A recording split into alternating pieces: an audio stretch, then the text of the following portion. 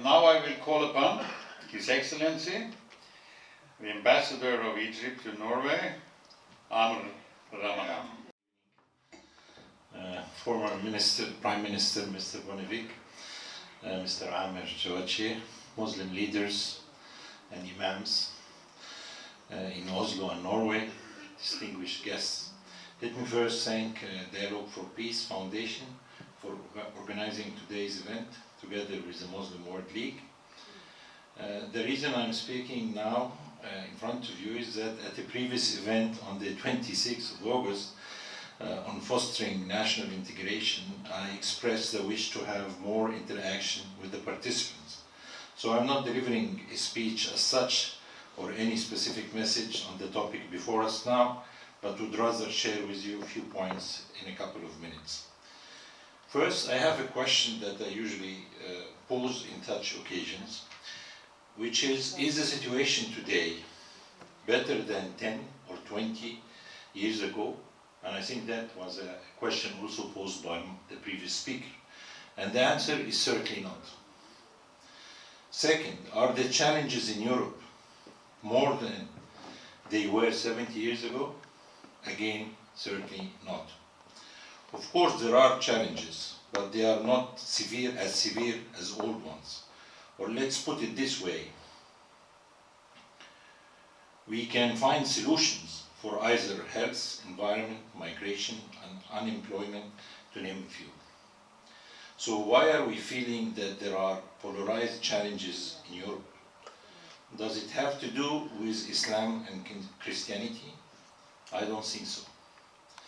Is it more related to the relations between the West and the East, including Russia and China, either on religion or geographical basis? One might easily see that the tension is more attributed to the rise of right-wing in Europe and America and their perception about the East in general, including Orthodox Russia and secular China. This is not a religious perception and shouldn't be perceived as such. Also, terrorist organizations leading to 9/11 and its aftermath in the sense of the rise of extremism in some parts of the world has also contributed to this situation where the rights of individuals, including persons belonging to religious minorities, have been negatively affected. Europe has been involved with the East for so long, and there is a much more history from imperialism to independence, from utilizing the East resources to now helping the developing nations, from learning from the East to now availing the West education systems to students from the East, and many more. One can see voices in Europe that criticize Muslims, for example, or in other cases, the Muslim communities in Europe, to be more specific, basically because most of them haven't relinquished their Eastern background, culture, or religion beliefs. But does Europe call for similarity, or does it believe in diversity? The Anna Lindh Foundation in Alexandria, Egypt, came up with a very interesting report, unique I would say, on whether there is a north-south divide in integration outcomes.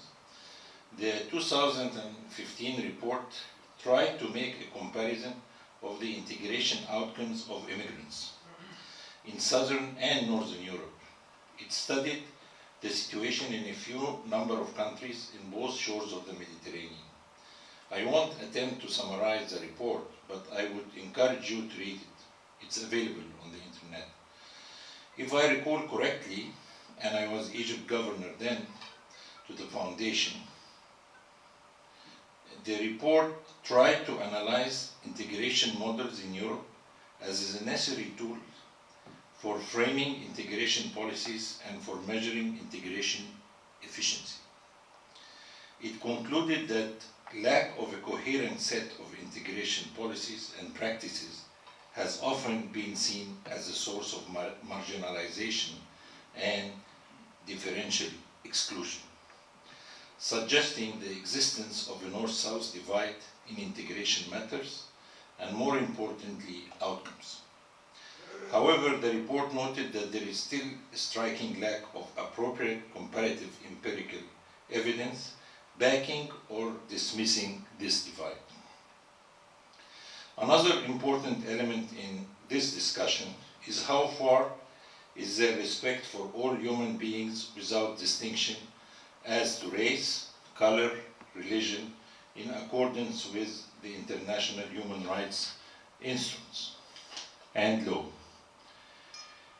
Everyone shall have the right to freedom of thought, religion, or belief, which shall include freedom to have or to adopt a religion of his choice, and freedom, either individually or in community, with others and in public or private, to manifest his religion in worship, observance, practice, and teaching.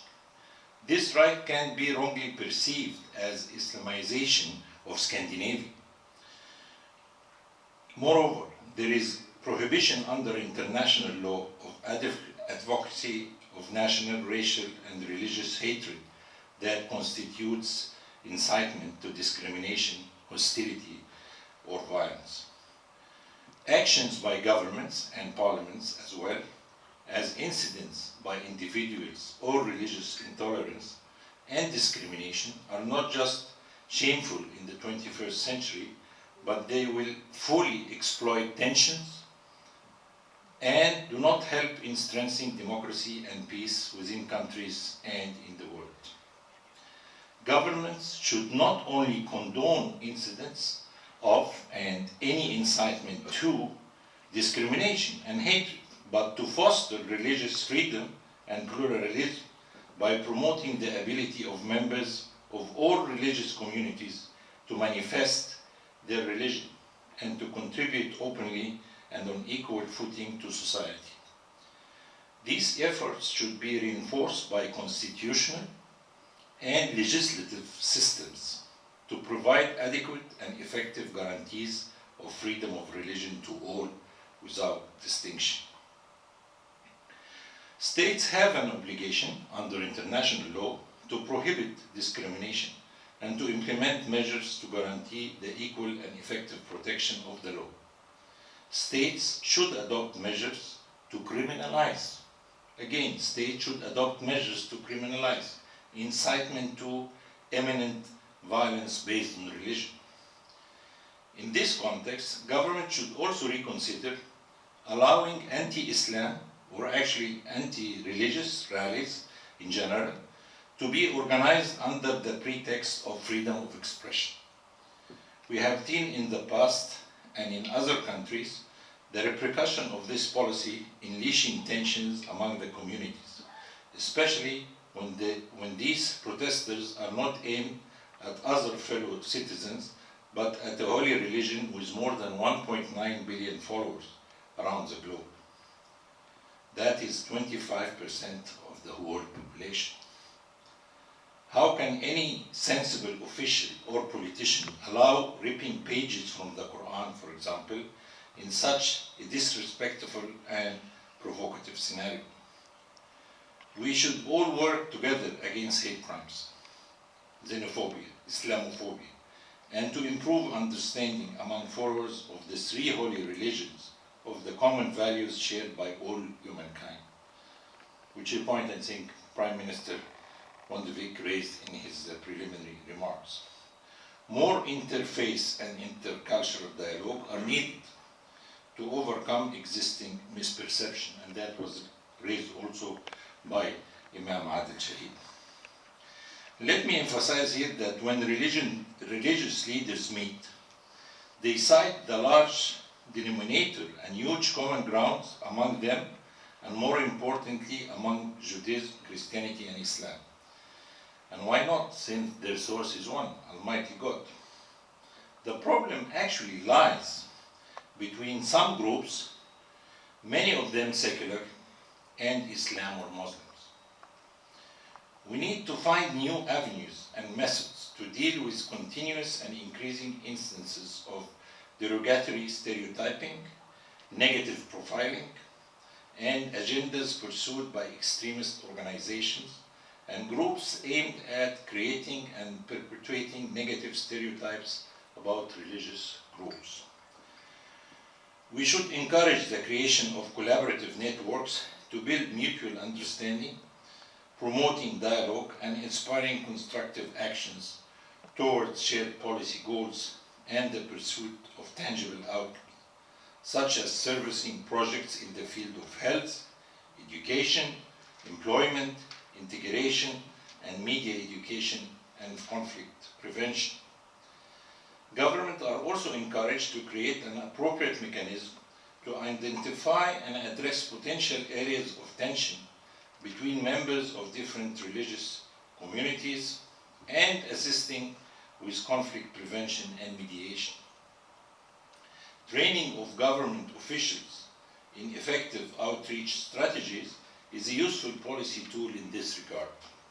A strong effort is required to counter religious profiling, which is understood to be the invidious use of religion as a criterion in conducting questioning, searches, and other law enforcement investigative procedures. Thank you for your attention.